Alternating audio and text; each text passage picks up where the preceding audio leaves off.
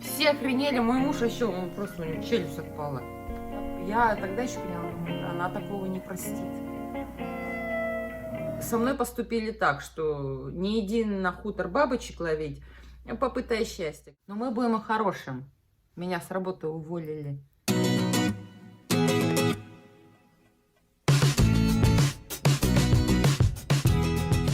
Так, всем привет, сегодня с вами Татьяна на канале «Американская жизнь русской жены».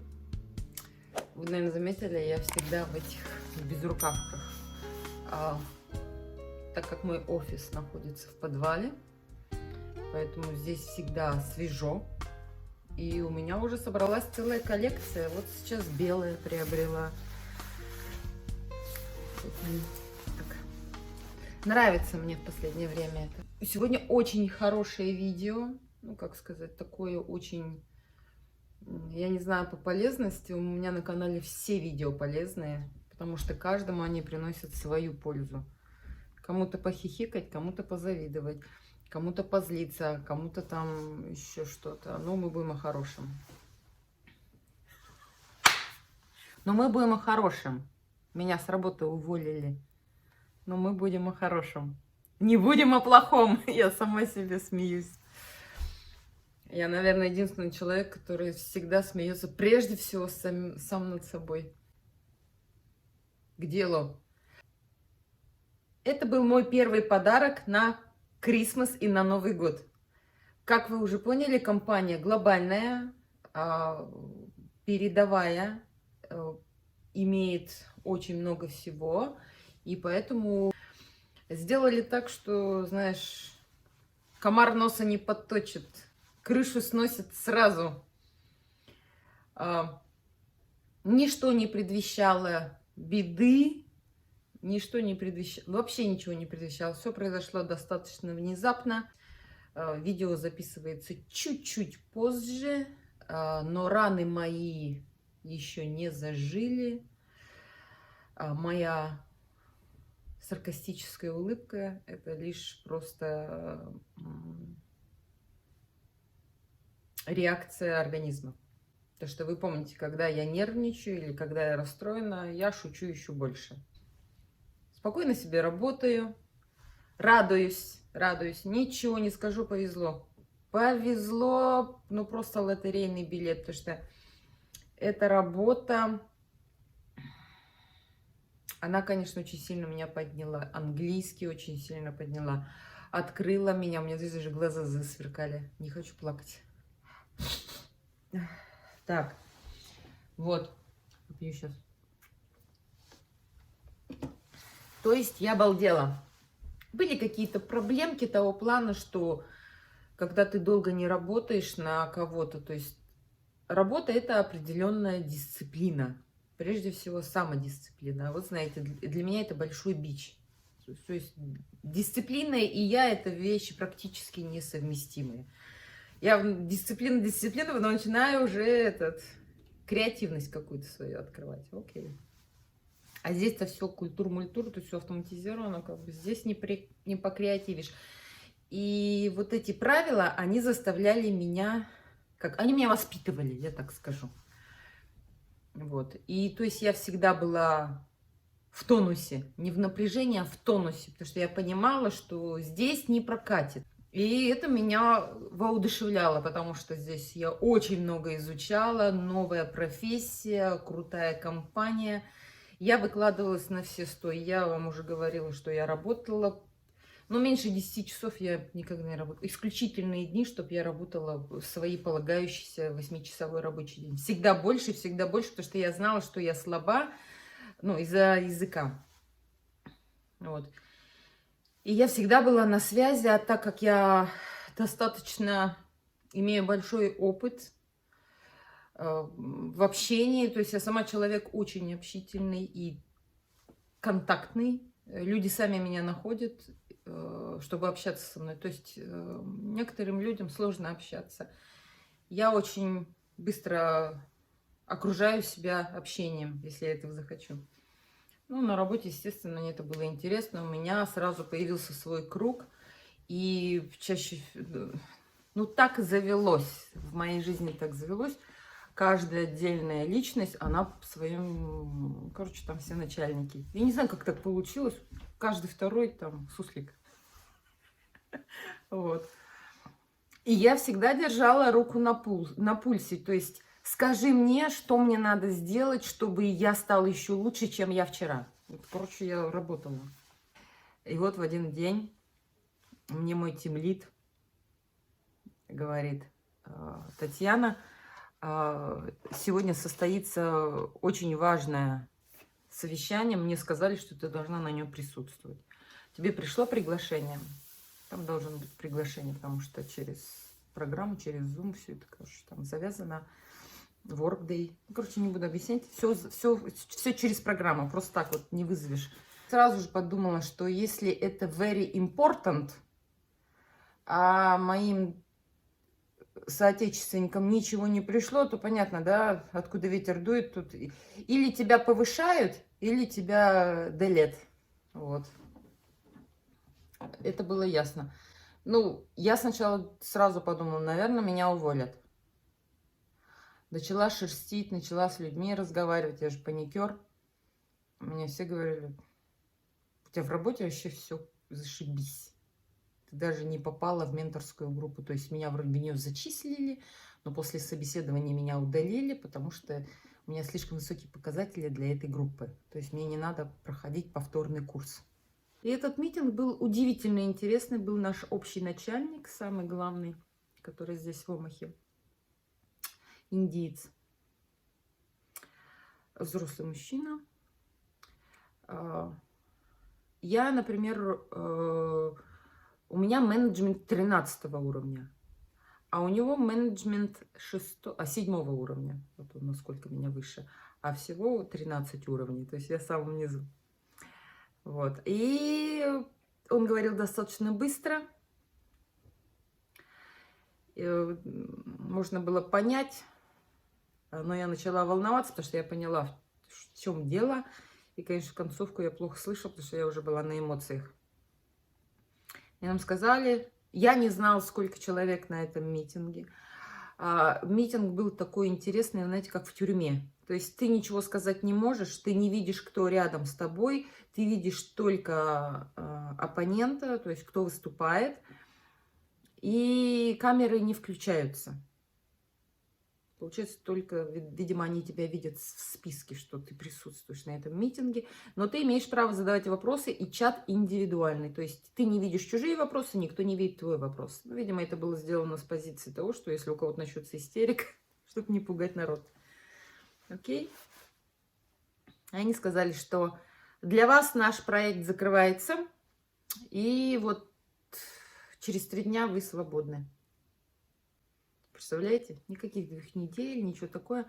Через 3 дня вы свободны, но вы остаетесь в компании, и мы даем вам 60, от 45 до... Нет.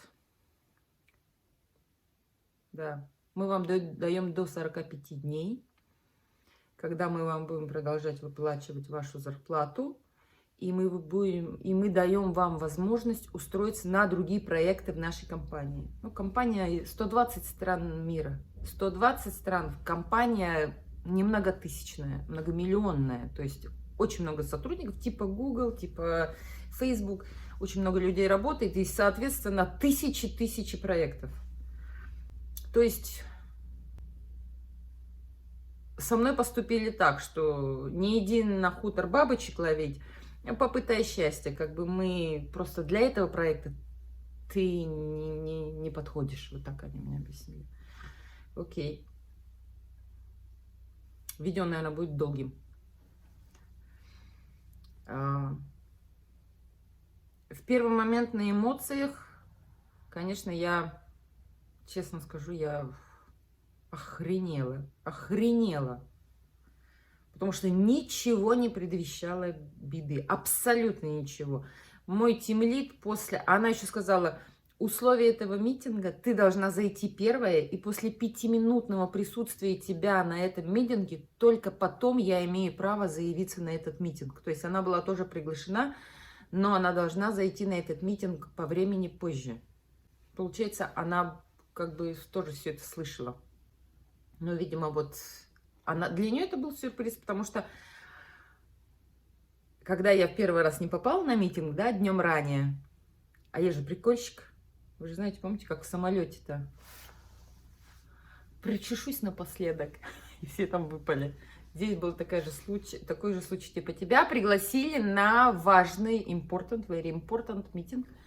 Я говорю, мне собирать чемоданы, я говорю, да, нет, наверное, надо собирать чемоданы. И там можно послать, как это называется, фотографии, прикол, короче. И я, короче, послала прикол, как с чемоданом из отеля выезжаю. Она такая, ой, ха-ха, ты такая смешная. Но мы все прикалываемся здесь, мне нравятся люди, нормальные приколы понимают.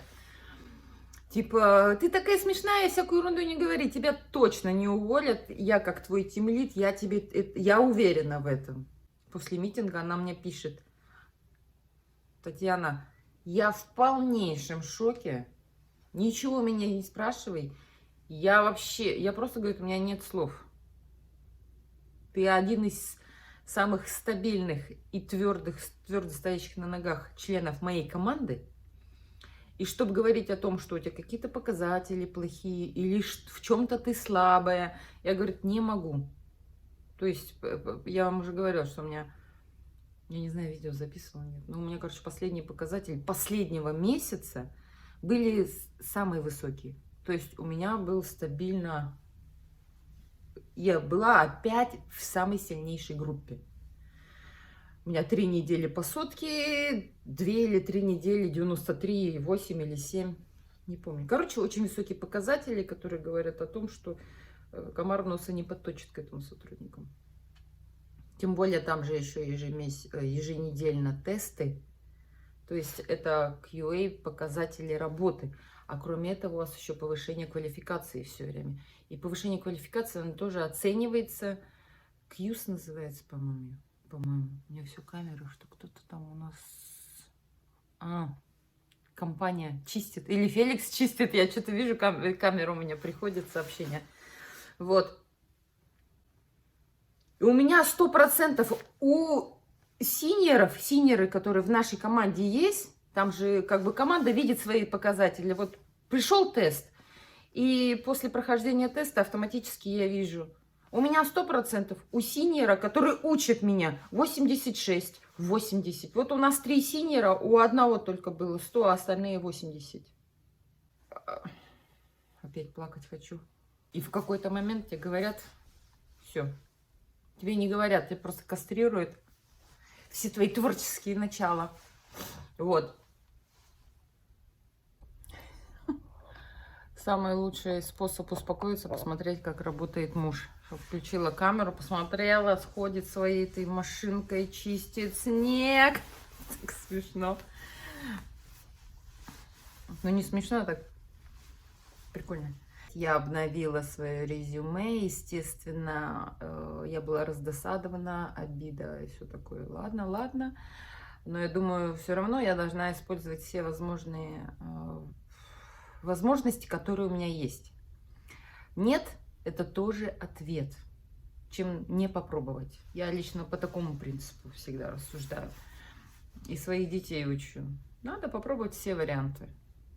Позориться, так позориться, с улыбкой.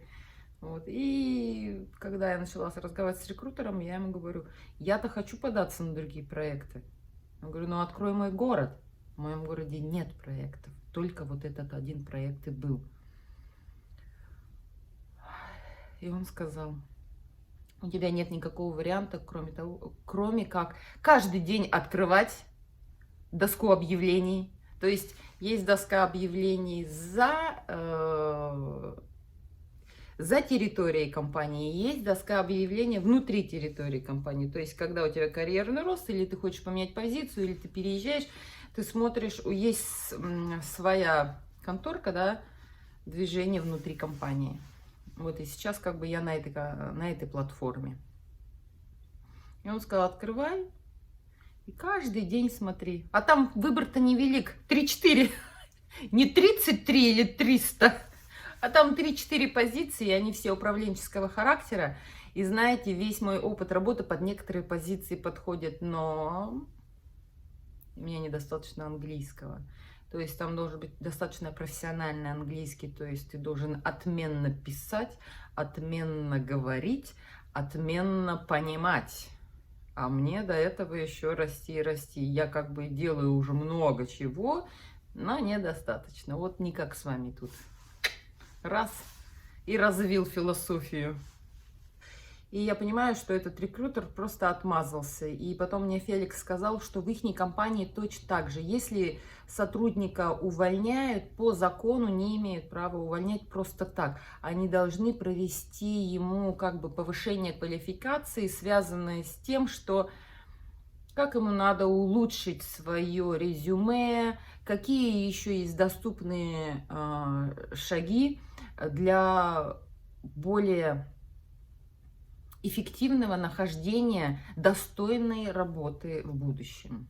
То есть как себя преподносить, презентацию себя, как правильно разговаривать, как правильно куда-то что-то писать, как правильно резюме составлять, как себя позиционировать, как понять, что ты умеешь делать. Он говорит, у нас в компании тоже так же проводит, поэтому как бы этот рекрутер ни о чем. Он ничем тебе не поможет, он просто тебе немножечко как бы лекцию читает, такого релаксирующего характера, чтобы у тебя была надежда. Вы понимаете, на что я намекаю, то есть практически для меня нет никакой надежды найти проект в этой компании, потому что я территориально нахожусь там, где очень мало проектов нет вообще, и не так много открытых позиций, потому что в мае началось, и они уже набрали очень многих. Сейчас они просто отсеивают по каким-то своим собственным критериям слабых. Из-за негодования я, в принципе, обратилась ко всем, кому только я могла, ну, из людей, которых я знаю. Вот. И мне сказали, что, ну, все, 100% сказали, твое увольнение не связано с работой. Потому что я, говорит, мы, там несколько, трое, их трое, все руководители того или иного звена, и они имеют доступ больше к цифрам, чем я. То есть они могут еще больше внутреннюю систему посмотреть. Сейчас сказали, вот последний, особенно вот мой ментор, один из них мой ментор, он посмотрел, сказал, ты, говорит, что хочешь, мне говори, я с тобой провел 2 или сколько-то времени, да, месяца, тебя уволили не из-за работы. То есть есть еще какие-то показатели, по которым ты не прошла. Но это не рабочие показатели. Я такая говорю, ну они могли бы мне сказать. Мне же никто ничего не говорил, мне все время только хвалили, хвалили, хвалили. Но вы знаете, что есть особенность, американская черта. Даже если они будут тебя ненавидеть или против тебя будет какое-то вот что-то развиваться, они никогда не покажут вида, потому что это будет расцениваться как харассмент. То есть как насилие или ущемление каких-то прав. Поэтому даже, может быть, если кто-то что-то и знал, он мне даже намекнуть не может. Не имел права намекнуть. Ну, судя по тому, как ведет себя тимлид, у меня создается впечатление, что и для нее это было сюрпризом. Вот. По сей день для меня это остается сюрпризом. Единственное, что когда вот эта уже эмоция прошла, и я уже немножко холодно смотрю на ситуацию. Естественно, вы все догадываетесь, 100%, ну 100%. Скорее всего, увольнение связано с тем, что недостаточно английского языка. Все-таки они посчитали, что надо еще больше английский язык, я так думаю. И второй вариант, я думаю, что кто-то помог. Или кто-то нажаловался на меня, что при общении со мной ему тяжело со мной общаться, и ему тяжело мне донести нужную информацию. Я подозреваю одного сотрудника, потому что этот сотрудник пришел из того проекта, на который сейчас больше планку поставили. Я так скажу. То есть этот сотрудник, я его расцениваю как спай. Человек, который докладывает, потому что он самый старый на этом проекте. Мы все вот в этом году начали, апрель-май, а он уже в 21-м, то есть он начал годом ранее. И он единственный в нашей команде такой старик. То есть И он пришел из этого проекта, то есть он контролирует, как развивается вся наша линия, там же команды, он именно в нашей команде, и в каждой команде такой сидит. Вы же знаете, я детектив читала, я уже все проресерчила, меня тут не обведешь. И это чисто мои домыслы. Я думаю, что этот человек... И он единственный, когда один раз он меня... Ну, мы все переписываемся, это не один раз был, но просто я обратила внимание. Он разговаривал со мной, сообщения были острого характера. То есть, почему ты реагируешь так? Я же ничего не сказал, чтобы у тебя возникли такие вопросы. То есть она, эта женщина, она предъявила мне, говорит, ты вот тогда... Я там один раз, короче, один раз я поймала фишинг. То есть я нашла... У меня был такой кейс, который нес компьютерную угрозу. И это надо было обнаружить. И когда я обнаружила, я охренела. Я думала, сейчас мой компьютер заразится этим вирусом, да, и пипец. То есть сразу 7 вирусных программ, а я там кое-что открывала. Но я все равно была осторожна. Ну, надо же работать. Надо работать. Вот. И когда я этот кейс покрошила, все оформила, показала своему синьору, он сказал, говорит, конечно, у тебя, говорит, интересная точка зрения, отличается от стандартной, но если по факту рассуждать, ты все правильно сделала. И потом через неделю вот этот вот более высокий синьор, который контролирует нашу группу, я сейчас так рассуждаю, он мне написал, у тебя вот в том-то кейсе было вот так, типа на будущее имей в виду, что лучше вот так вот делать, да. Окей. И вот этот вот человек, он сказал, что типа, нет, ты здесь не права, вот это решение было неверным, хоть ты и решила правильно. А вы же знаете, я зайчик. Я говорю, это будет считаться... Как ты думаешь, это будет считаться ошибкой? А она мне сказала, почему ты думаешь, что это будет считаться ошибкой? Я же тебе не сказала, что это ошибка. Я просто тебе дала рекомендательный совет. То есть она вот так отреагировала. А я говорю, ну ты же знаешь, я переживаю, что... Мне полезно знать, это считается ошибкой, если это расценивать как ошибка, или это не считается ошибкой. И она промолчала. Ну, по сути дела, я была права. Мне на будущее, если что-то подобное возникнет, я должна понимать, что вот у меня был такой случай в моей практике, и это не будет считаться ошибкой. Потому что я в следующий раз могу опять такое же решение принять. 2 решения, но 1 выход, да, открою только 1 дверь. Вот. И тогда я обратила внимание, что ну так вот... Как ты знаешь, она поступила как начальник большой, как большой начальник. Вот. И после этого, когда есть люди, которых я не понимаю, я пытаюсь с ними понять их пытаюсь. И после этого я пару раз пыталась с ней выходить на связь, но она мне всегда отвечала поздно. То есть, когда это уже не имело никакого значения. Понимаете, да, откуда ведь такое? И я вот расцениваю, что, возможно... Она дала оценку мне такого плана, что моего английского недостаточно. И второй случай, который у меня был в работе. Один раз у меня был большой митинг, где я была оппонентом, то есть я выступала. И было 5 менеджеров. Нет, было 3 менеджера, было 5 присутствующих. Я, по-моему, об этом говорила уже в предыдущих видео. И они были с разных точек. Одна была... Опять забыла откуда. Когда не надо выступать, я помню откуда. Одна была из Омахи, одна была из Индии, а одна была Дания. Короче, с родины моей компании, где эта компания зарождалась. Франкфурт. Не помню. Короче, оттуда, откуда-то, где говорят на английском вот этот вот England. Англия, английский, тот другой английский, не американский английский. Вот. И там индийский начальник задавала мне вопросы, я ее не услышала, потому что у нее был реально жесткий акцент. А у них индийский акцент, он делает мягкие окончания. То есть как будто вот я пьяная становлюсь. Я вообще не могу разобрать слова, когда сильный акцент индийский.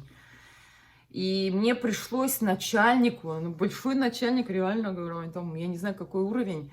Мне 4 раза пришлось к ней обращаться, что повторите вопрос, повторите вопрос. То есть я не слышала. И это я тогда еще поняла, думаю, она такого не простит. Потому что там другие начальники ее слушают. Потом, а когда мы прощались, камеру открыл, смотрю, там все ржут, блин. Там все смеются, улыбаются над ситуацией. То есть они понимают, у них у всех английский второй получает. Ну, не у всех, тут у большинства английский второй. И они понимают мое негодование, почему я не поняла. Потому что, блин, индейцев вообще это очень сложно понять.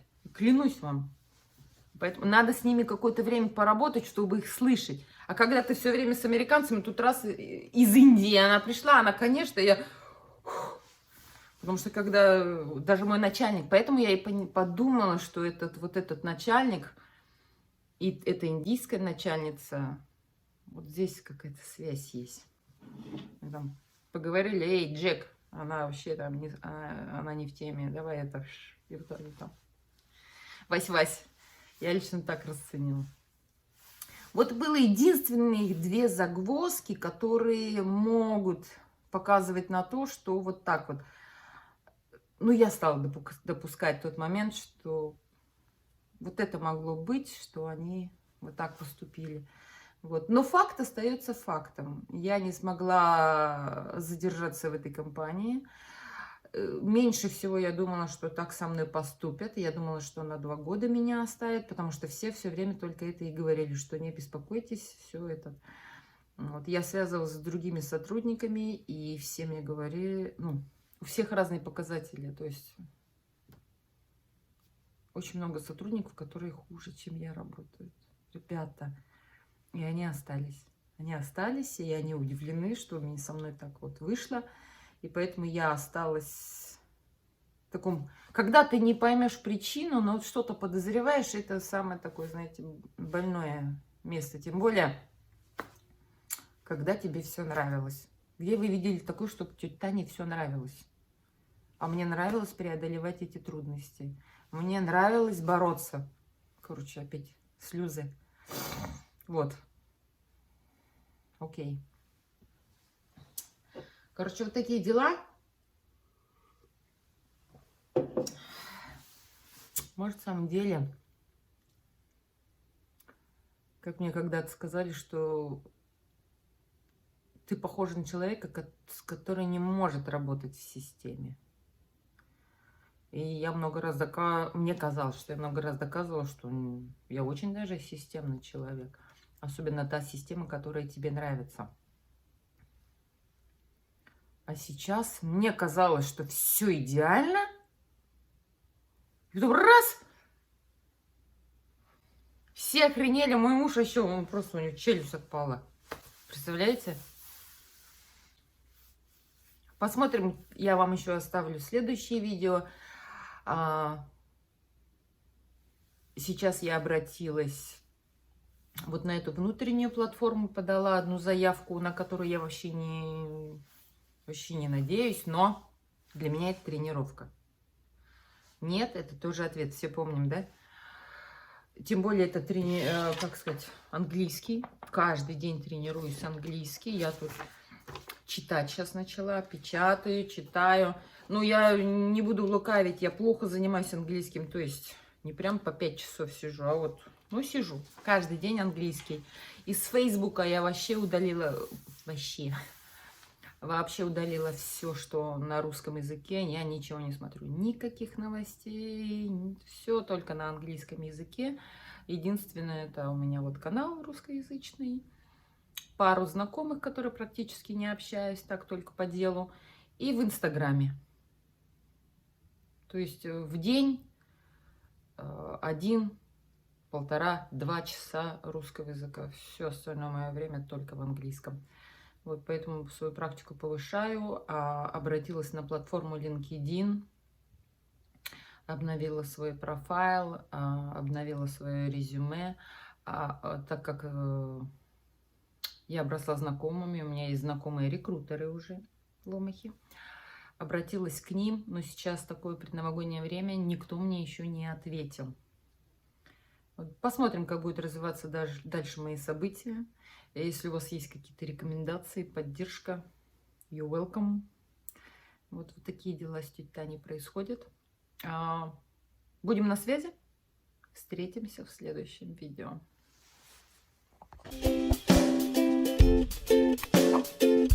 Thank you.